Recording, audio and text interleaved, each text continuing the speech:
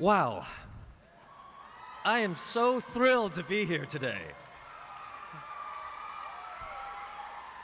Aloha, everyone. Thank you. I am so impressed by you all. I'm overwhelmed right now. Congratulations, everybody. Before I start, I'd just like to give a big mahalo to Chancellor Apple, Vice Chancellor Dawson Brock, the UH Board of Regents, and esteemed faculty members for giving me a chance to drop a little knowledge on the class of 2014. Now, you may ask, what can an actor on a TV show have to say that would speak to me about my life? How can he relate to the feelings I'm going through right now? My hopes, my fears, my dreams? It's a good question. So let me tell you. For one, I could give you tips on how to survive on a mysterious tropical island while being chased by a polar bear or a monster made entirely of smoke. Or I could also share with you the finer points of what color Hawaiian shirt goes best with a shotgun when trying to chase down criminals on the streets of Honolulu. In fact, let's talk about that. What's the problem is the chafing, really. It's no. Let's not talk about that. Besides, you probably know all that stuff. Most of the time, I find that the audience is smarter than the folks who make the TV shows. But what I will share with you today is something about acting technique, parts of which I hope you might find apply to your life today and in the future. For instance, one of the central tenets of modern acting technique is the idea of pursuing your objective. Finding what it is that your character wants to achieve in a scene. What is the goal? What's the intention? Is it to seduce? Like in The Graduate, some scenes are like that. To dominate? If anyone ever watches House of Cards, that's all that that's about. To charm? In the same way an actor needs to find an intention in a play, so do you in the production of your life. For you, your intention might be to get a good job. It might be to find a cause worth fighting for, to effect social change. And for some of you out there, it might be just to get over your hangovers today. I see you. You're hiding, but I see you.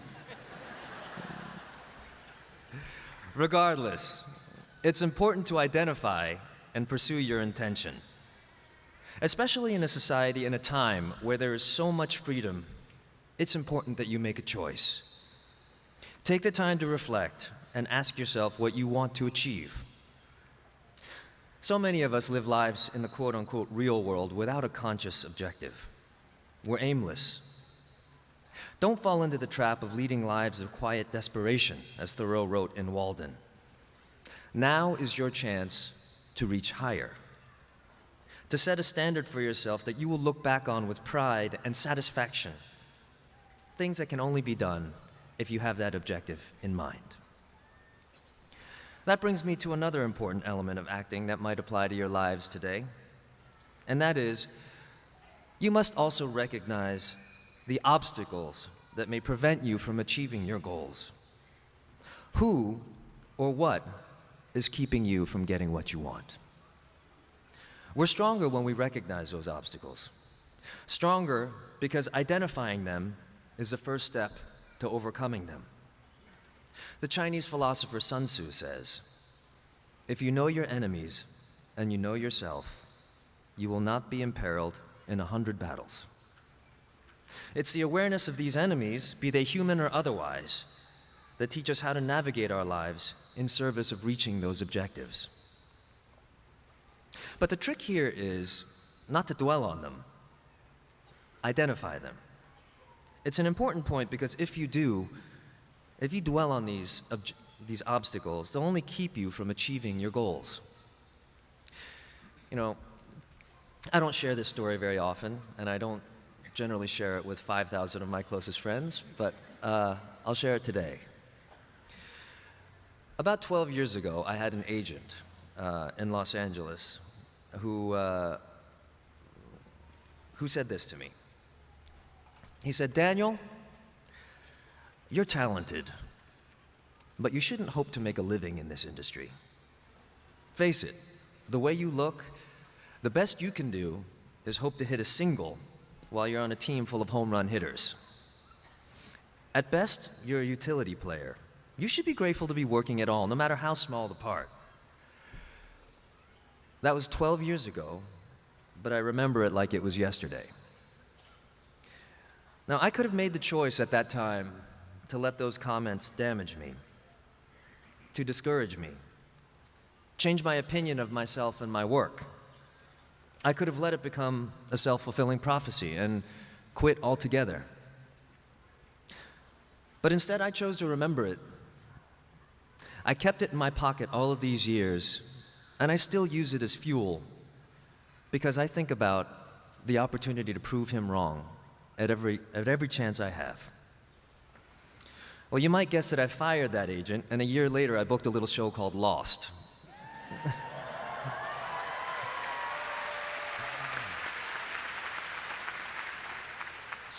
So things turned out okay. Now, it's interesting, but I just recently heard a sports psychologist discussing how players in a slump play their respective sports. Now, apparently, hurdlers, athletes who run the 110 hurdles, they say that when they're out of sync, the hurdles seem really tall and the finish line seems very far away. Golfers say that when they're in a slump, that the hole seems really small, and they actually see the water hazards before they see the hole itself. Now, these are all examples of letting the obstacle become so overwhelming that they prevent you from achieving your goal. But when these same athletes are playing well and they're at the top of their game, they see their objectives clearly, and only then peripherally do they see their obstacles. In other words, they begin to see the hole before the hazard. And if you're a hurdler, you're not looking at the hurdle you're going over. You're actually looking at the hurdles ahead of you, trying to get your lead leg up and over the hurdle as quick as possible so that you can snap it down and propel yourself toward the finish line. But it's hard to talk about the finish line, I realize, without acknowledging where you started. As Bob Marley says, yes, Bob Marley, poet and a prophet, Bob Marley, walking like you talk it. He said, "In this great future, you can't forget your past." Which brings me to the final part of acting technique that I hope that you will be able to apply in your lives going forward. Remember that you, just like a character in a play, are an amalgamation of memories, thoughts, actions, and decisions that put you in the position that you're in today. All of this is your personal history. It's what makes us all who we are. And for every bad thing that may have happened to you in the past, for every obstacle you've had to overcome, I know at least one good thing has happened to you in your lives because I'm looking at you all sitting here right now.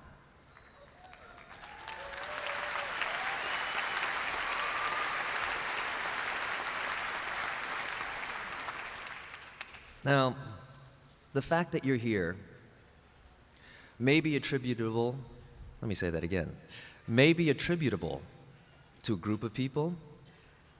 It might be attributable to a teacher that you once had in elementary school. It might be because of a family member. It might be because of a friend. Regardless of who it is for you, that person who has been there to lift you up, to carry you through the hard times.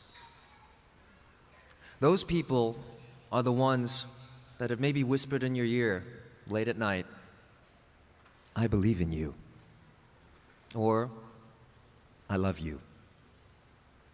I think many of those people are sitting in the crowd today.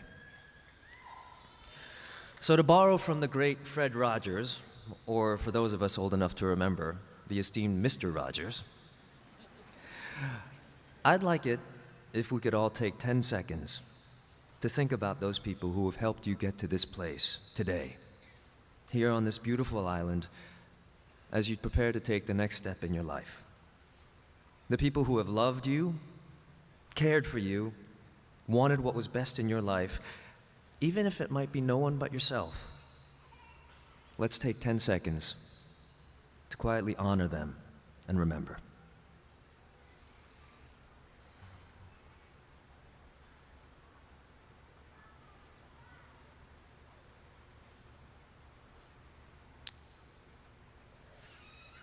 Whoever you're thinking about, how pleased they must be to know the difference that you feel that they've made in your life.